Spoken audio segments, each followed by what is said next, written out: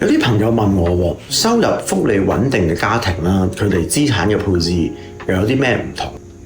較早前咧，同一啲收入同埋福利比較穩定嘅家庭傾偈，咁我通常會話，其實你哋咧已經有一副好好嘅人生底色，即係有穩定嘅收入，可能有豐厚嘅醫療啦、退休嘅福利喎。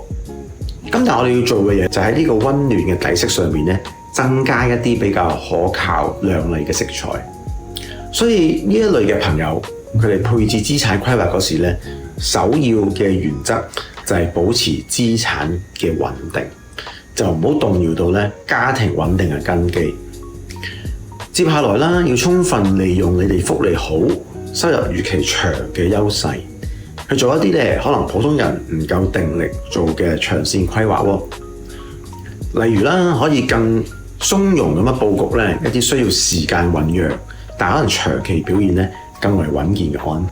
與此同時咧，對於啲收入比較穩高嘅家庭啦，財富安排嘅基石咧係在於穩。咁我有個參考俾大家啦，好似係足球隊咁樣，你一定要有中場、後場同埋前鋒。咁你嘅後防同埋中場咧就係家庭資產主要嘅配置喎，令到咧可能喺呢個資產規劃嗰度咧嘅配置咧能夠穿越不同嘅週期、不同嘅波動性等等。咁首要嘅目標咧就係保障整體嘅風險，在此之上咧就仲用一部分嘅資源咧就喺前去捕捉一啲咧長期比較好嘅方向啦，讓到咧屋企嘅財富咧能夠平穩再穩步上揚嘅。